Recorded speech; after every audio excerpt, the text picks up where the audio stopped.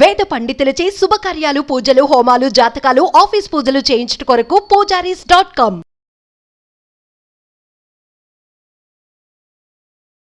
నమస్కారం, సుమన్ టీవీకి స్వాగతం. సెప్టెంబర్ మాసం ద్వాదశ రాశుల వారికి ఎలా ఉండబోతుంది, గ్రహాల స్థితిగతులు ఎలా ఉన్నాయి, ఏ రాశుల వారికి ఎలాంటి ఫలితాన్ని అందిస్తున్నాయి, ఈ విషయాలను తెలియజేసేందుకు మనతో పాటు ఉన్నారు ప్రముఖ జ్యోతిష్య శాస్త్ర పండితులు, జ్యోతిష్య రత్న, జ్యోతిష్య చక్ర వైభవ నిపుణ డాక్టర్ రాళ్లపల్లి రవికుమార్ గారు. గురుగారు నమస్కారం. నమస్కారం.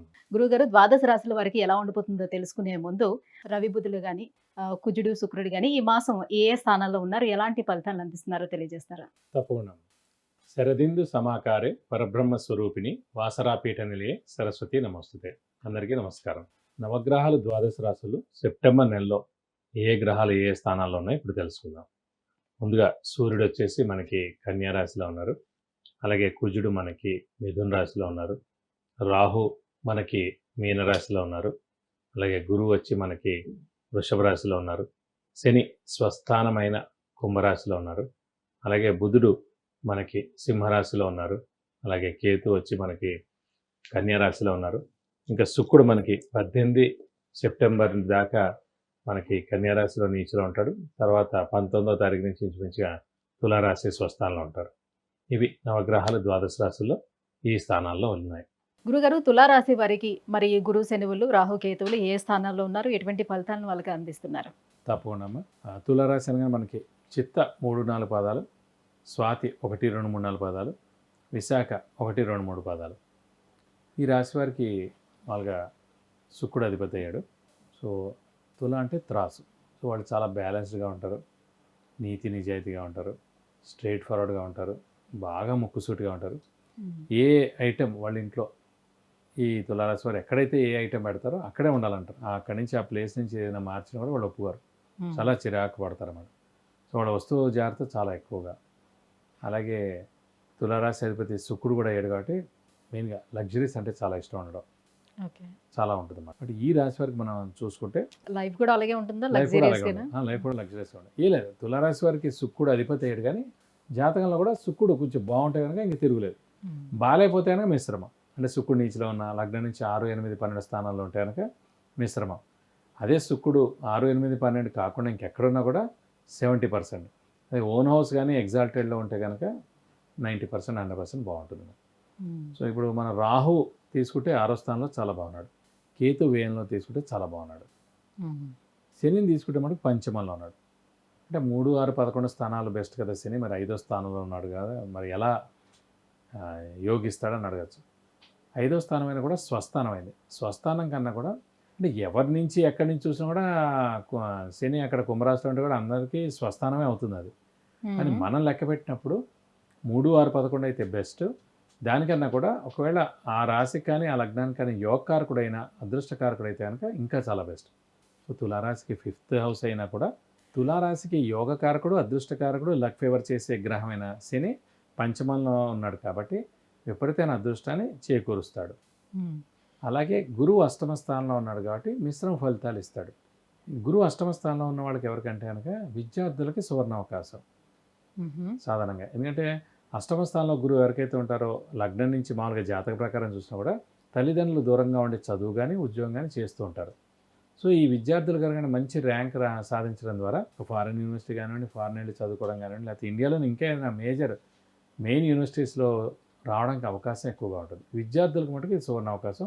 అలాగే ఉద్యోగస్తులు కూడా సువర్ణ అవకాశం అని చెప్పుకోవచ్చు అన్నమాట. ఫారెన్లో జాబ్ రావచ్చు, అలాగే విద్యార్థులకు ఫారెన్లో కూడా వచ్చేందుకు అవకాశం ఉంది. కాబట్టి గురువు 8మంలో ఉన్న కూడా మిశ్రమ ఫలితాలు ఇస్తాడు.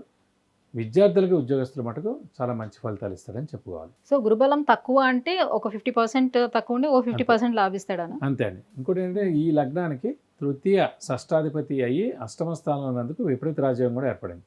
మామూలుగా ఈ తులా లగ్నానికి కానీ తులారాశికి కానీ గురువు పాపి అండి. 3వ స్థానాధిపతి 6వ స్థానాధిపతి ఎవరైతే అవుతారో 3, 6, 11 స్థానాధిపతులు ఎవరైతే అవుతారో వాళ్ళు పాపుల కింద లెక్క పెట్టుకోవాలి. సో ఇక్కడ వచ్చేసి తులారాశికి 3rd and 6th లార్డ్ అయ్యాడు కాబట్టి అతను పాపి కాబట్టి 6th లార్డ్ అయిన గురువు 8మంలో ఉన్నాడు కాబట్టి విపరీత రాజ్యం కూడా ఏర్పడింది. అక్కడ విపరీత రాజ్యం కూడా ఏర్పడడం వలన కూడా వీళ్ళు సక్సెస్ అయ్యేందుకు అవకాశం ఉంది. సో ఎలా చూసుకున్నా కూడా అన్ని గ్రహాలు పర్వాలేదు, మనకి పర్వాలేదు. శని రాహు కేతువులు అన్ని కూడా బాగున్నారు, పర్వాలేదు. గురువు ఒక 50% వరకు లాభిస్తూనే ఉన్నాడు. పర్వాలేదండి. ఓకే. సో మరి ఇంకా ఎటువంటి పరిహారాలను పాటించుకోవాలండి? వీరు కూడా ఇంకా గురువుదే చేసుకోవాలి. ఎందుకంటే రాహుకేతులు బాగానే ఉన్నారు, శని బాగానే ఉన్నారు కాబట్టి వీరు కూడా ప్రతి గురువారం ఉపవాసం ఉండడం, అలాగే ముఖ్యంగా దత్తాత్రేయ స్వామిని ఎక్కువగా ఆరాధించడం, ప్రతిరోజు దత్తాత్రేయ స్వామి అష్టోత్తరాలు చేయడం, చదువుకోవడం, అలాగే ప్రతి గురువారం దత్తాత్రేయ స్వామి టెంపుల్కి వెళ్ళి 40 ప్రదక్షిణాలు చేసి అభిషేకం కానీ అర్చన కానీ చేసుకుంటే చాలా మంచిది. ఈ ఏప్రిల్ దాకా మటుకు కొంచెం గురువు అష్టమంలో ఉంటాడు, గురుబలం తక్కువగా ఉంది కాబట్టి వీరు ఖచ్చితంగా ప్రతి గురువారం ఉపవాసం అంటే కనుక మీకు అన్ని విధాలా మంచి చేకూరుతుంది. గురుగారు, వృశ్చిక రాశిలోనికి ఏ నక్షత్రాలు వస్తాయి, అలాగే వృశ్చిక రాశి వారికి ఏ గ్రహాలు ఏ ప్లేస్ లో ఉన్నాయి, ఏ గ్రహాలు అనుకూలిస్తున్నాయి వాళ్ళకి? తప్పకుండా. వృశ్చిక రాశి అనగానే మనకి విశాఖ 4వ పాదం, అనురాధ 1, 2, 3, 4 పాదాలు, జ్యేష్ఠ 1, 2, 3, 4 పాదాలు, ఈ నక్షత్రాల సమూహం వచ్చేసి మనకి వృశ్చిక రాశిలోకి వచ్చింది. వృశ్చిక రాశి అధిపతి కుజుడయ్యాడు సాధారణంగా. అలాగే వృశ్చిక రాశిలో చంద్రుడు నీచలో ఉంటాడు. చంద్రుడు ఇందాక మనం చెప్పుకున్నాం వృషభ రాశి వారికి ఉచ్చలో ఉంటారని, అలాగే ఇక్కడ నీచలో ఉంటారు మనం. సో చంద్రుడు మదర్ కారకుడు, తల్లి కారకుడు, చెల్లెలి కారకుడు, అలాగే బుద్ధి కారకుడు, మాతృకారకుడు, ఇవన్నీ కూడా అయ్యాడు. ఆరోగ్య కారకుడు కూడా. సో ఇక్కడ చంద్రుడు నీచలో ఉండడం వల్ల సాధారణ వీళ్ళు ఏదో ఒకటి ఆలోచిస్తూనే ఉంటారు వృశ్చిక రాశి వారు. సో తల్లికి సంబంధించిన గ్రహం కూడా చంద్రుడు అక్కడ నీచలో ఉన్నారు కాబట్టి తల్లి కూడా ఏదో ఒకటి ఆలోచిస్తుంటారు, అలాగే సిస్టర్ కూడా ఆలోచిస్తుంటారు. అలాగే మన తల్లి ఇంట్లో అంటే తల్లి వాళ్ళ చెల్లెలు కానివ్వండి, తల్లి వాళ్ళ అక్క కానివ్వండి, లేదా తల్లి వాళ్ళ తల్లి అమ్మమ్మ కానివ్వండి, ఇంట్లో ఏదో ఒక మేజర్ సమస్య మాట ఖచ్చితంగా ఉంటుంది అన్నమాట. మేజర్ సమస్య, మెయిన్ సమస్య, ఎవరు తీర్చలేని సమస్య. వాళ్ళ పిన్నికి కానివ్వండి, మన పెద్దమ్మకి కానివ్వండి, లేకపోతే మన ఇంట్లోనే కానివ్వండి, భార్య భర్తలు పడకపోవడం, చాలా దెబ్బలాట్లు అవడం, ఊరికేనే ఏదో ఒకటి గొడవలు అవడం, అలాగే ఏదైనా అనారోగ్యాలు చేయడం, ఇవన్నీ కూడా జరుగుతుంటాయి. లేదంటే సిస్టర్ ఇంట్లో అయినా సరే. సో ఈ చంద్రుడు చాలా ఇంపార్టెంట్ అనమాట, మెయిన్గా మొత్తం జాతకంలో ఎవరికైనా సరే. సో ఆ చంద్రుడు మటుకు వృశ్చిక రాశిలో నీచలో ఉంటాడు కాబట్టి మీరు కొంచెం చంద్రుడు రిలేటెడ్ పరిహారాలు ఎక్కువగా చేసుకోవాలి లైఫ్ లాంగ్ కూడా. ప్రతి సోమవారం ఉపవాసం ఉండడం, అంటే మనం ముత్యం ఖచ్చితంగా 3 carats gold right hand ring ఫింగర్కి పెట్టుకోవడం, ముత్యం అనేది ధరించాలి. ప్రతి సోమవారం ఉపవాసం అనేది ఫిక్స్డ్గా పెట్టేసుకోవాలండి వృశ్చిక రాశి వారికి. అది ప్రస్తుతం వృశ్చిక రాశి వారి మటుకు 7వ స్థానంలో గురువు చాలా బాగున్నాడు. పంచమంలో రాహును కూడా, లాభంలో కేతు చాలా బాగున్నాడు. ఒక అర్ధాష్టమ శని కూడా నడుస్తున్నాడు. అర్ధాష్టమ శని ఎఫెక్ట్ ఎందుకు ఎక్కువగా ఉంటుందంటే కనుక కుజుడికి శనికి అస్సలు పడదు. మరి అనొచ్చు, మరి మేషానికి కూడా అధిపతి కుజుడే కదా, మరి మేష రాశికి ఎందుకు అంత యోగిస్తున్నాడు అని. మేష రాశికి యోగించినా కూడా లాభస్థానంలో ఉన్నాడు కాబట్టి యోగిస్తుంది అదే కుజుడు. ఇదే వృశ్చిక రాశికి కూడా అధిపతి కుజుడైనా కూడా చతుర్థ స్థానంలో అర్ధాష్టమ శనిలో ఉన్నారు కాబట్టి ఇంపాక్ట్ చాలా ఎక్కువగా ఉంటుంది.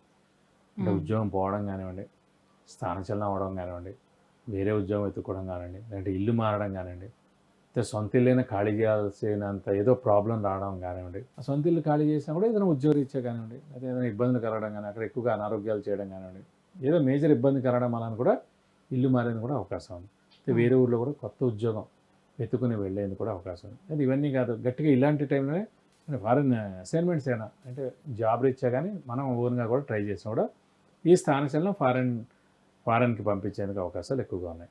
అలాగే మన లగ్నంలో సప్తమంలో గురువు ఉన్న, ప్రస్తుతం ఇక్కడ గోచారీత్యా 7వ స్థానంలో గురువు ఉన్నారు కాబట్టి వీరు టెంపుల్ కట్టించడం కానీ, ఓల్డ్ ఏజ్ హోమ్ కట్టించడం కానీ, ఎన్జిఓ ఆర్గనైజేషన్ స్టార్ట్ చేయడం కానీ జరిగేందుకు అవకాశాలు ఉన్నాయి.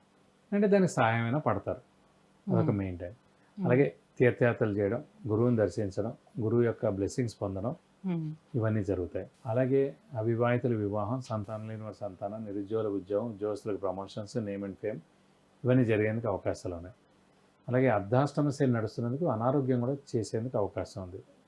చిన్న సర్జరీస్ ఏదైనా కూడా జరిగేందుకు అవకాశం ఉంది. కాబట్టి కొంచెం ఆరోగ్య విషయంలో మటుకు మీరు జాగ్రత్త వహించాలి. అంటే 4th ప్లేస్ లో ఉన్న శని మూలంగా విద్యార్థులకి ఎలా ఉంటుంది? ఇబ్బందికరమైనటువంటి పరిస్థితులు ఏమైనా ఉంటాయా? సాధారణ విద్యార్థులకి ఏంటంటే ఆటంకం కలిగేందుకు అవకాశం ఉంది. ఈ ఏడాది ఏంటంటే మెయిన్ ఎగ్జామ్స్ ఏదైనా కూడా తక్కువ మార్కులు రావడం కానీ, ఏదైనా బ్యాక్లాగ్ ఉండిపోవడం కానివ్వండి, సబ్జెక్టులు ఉండిపోవడం కానివ్వండి, అయితే మనం అనుకున్న కాలేజ్ రాకపోవడం కానివ్వండి, ఇవన్నీ కూడా జరిగేందుకు అవకాశం ఉంది. సో విద్యార్థులకు మటుకు కొంచెం గడ్డు కాలం అనే చెప్పాలి. ఎంత గురుబలం బాగున్నా కూడా చతుర్థ స్థానం అనేది విద్యాస్థానం కాబట్టి ఆ విద్యాస్థానంలో శని అక్కడ ఉన్నాడు కాబట్టి ఖచ్చితంగా ఆటంకం. అంటే చదువు పేరుతోటి విదేశాలు వెళ్ళడానికి అవకాశం ఉంటుందేమో మీరు అలా అన్నట్టుగా. అంటే అర్ధాష్టమ శని స్థానచలనం కాబట్టి అలా వెళ్ళేందుకు వస్తే అవకాశం ఉంది. అది ఆ అవకాశం కూడా ఖచ్చితంగా ఉందండి.